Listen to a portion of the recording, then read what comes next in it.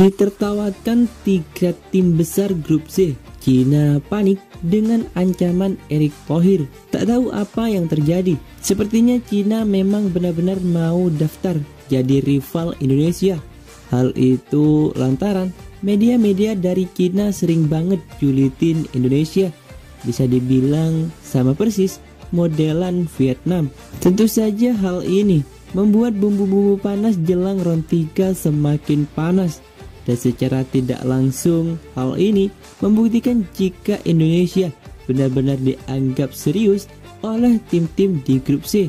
Kita tahu kalau kemarin Pak Erick Thohir mengeluarkan statement yang siap ngerjain balik Cina andai mereka macam-macam kepada Indonesia.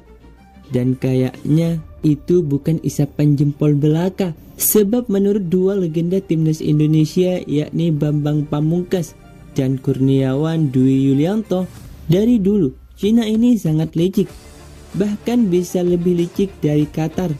Maka dari itu Pak Erick Thohir sepertinya benar-benar akan menyiapkan siasat untuk bisa membuat Indonesia tidak bisa dipermainkan begitu saja, sesuatu yang kemudian membuat media-media di Cina seolah jadi panik sendiri, dan akhirnya mereka pun malah jadi bahan lelucon bagi tim-tim unggulan di grup C.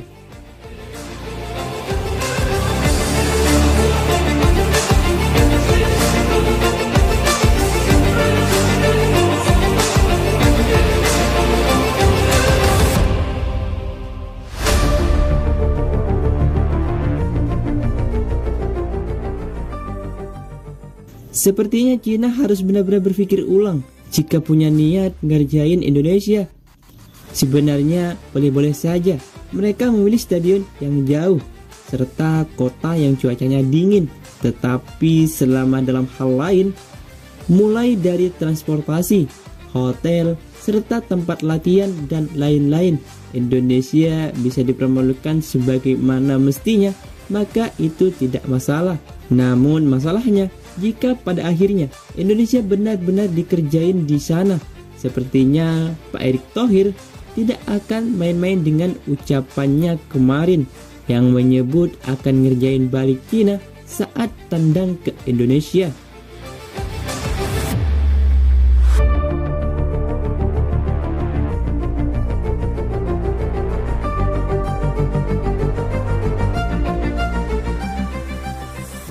Semua tahu kalau sudah ada banyak opsi dari netizen soal ide ngerjain Cina, andai mereka melakukan hal aneh ke Indonesia. Dan dari semua itu, tentu saja main di Papua sepertinya adalah hal yang paling ditakuti Cina, di mana media Cina bernama Sohu.cn bahkan menyebut Erick Thohir sebagai sosok yang tak hanya sombong melainkan juga tega.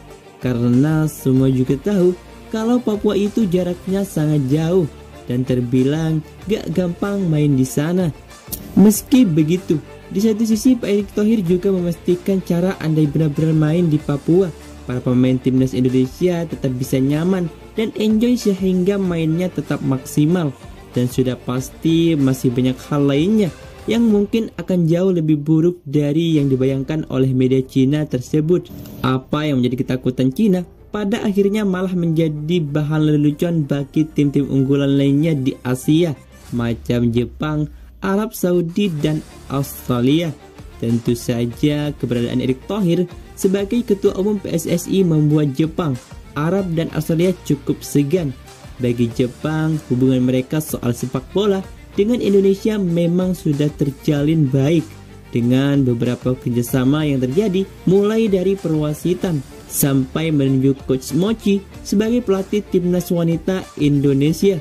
Lalu dengan Australia, kita tahu seberapa dekat Pak Erick Thohir dengan legenda timnas Australia Tim Cahill.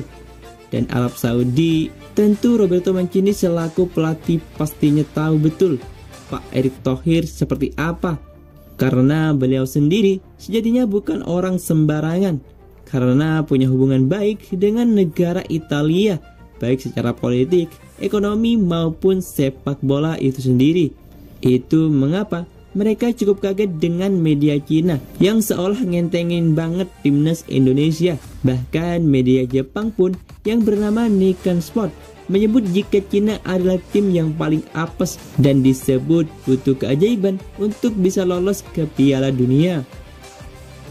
Sepak bola Tiongkok sedang putus asa. Ini grup terburuk dalam sejarah. Diperlukan keajaiban untuk menuju Piala Dunia. Mereka juga masuk dalam grup yang berisi semua tim tersebut. Bahrain dari pot 4 juga memiliki peringkat FIFA yang lebih tinggi dibandingkan Cina, dan Indonesia kini menjadi lawan yang tidak bisa dijamin kemenangannya oleh Tiongkok. Tulis media Jepang Nikkei Sport dalam artikelnya. Di satu sisi, dua legenda timnas Indonesia yakni Bambang Pamungkas dan Kurniawan Dwi Yulianto menegaskan kalau tidak perlu berbelas kasihan sama timnas Cina, sebab bagaimanapun mereka sejak dulu memang sudah dikenal licik, di mana menurut Kurniawan pada tahun 2001 saat timnas Indonesia harus tandang ke markas Cina, secara tiba-tiba Cina memilih memakai stadion yang terletak di kota Kunming, yakni sebuah kota yang memiliki cuaca dingin serta dikelilingi oleh beberapa pegunungan. Alhasil Indonesia harus menyerah atas Cina dengan skor 5-1. Dan pertandingan itu sendiri adalah serangkaian pertandingan di babak kualifikasi Piala Dunia tahun 2002. Meskipun begitu, mantan penyerang timnas Indonesia itu merasa yakin kalau Indonesia bisa memberikan perlawanan. Karena bagaimanapun situasi sekarang sudah jauh berbeda dan pasti banyak perubahan. Perkembangan sepak bola juga semakin maju. Sekarang juga materi timnya juga beda dengan dulu. Seharusnya mereka lebih percaya diri. Kualifikasi pada dunia ini sudah menjadi pencapaian yang bagus. Mereka juga harus mempunyai keberanian karena level mereka sama dengan yang lain. Saya yakin dan percaya juga bahwa mental pemain sudah di level itu, kata Kurniawan pada Kompas. Sementara itu, Bambang Pamungkas juga meyakini kalau timnas Indonesia yang sekarang ini sudah berbeda, dan ia percaya kalau di round 3 nanti Indonesia bisa memberikan hal yang menarik. Secara pribadi saya melihat perkembangan tim sangat bagus. Setelah sekian lama tidak lolos ke Piala Asia, kita lolos lagi. Walaupun pada event-event antara kita masih gagal. Namun dalam gambaran besar, tim ini sudah benar, kata pria yang akrab disapa BP tersebut. Terlepas dari apapun, memang laga melawan Cina, khususnya saat tandang, memang dijamin tidak akan mudah.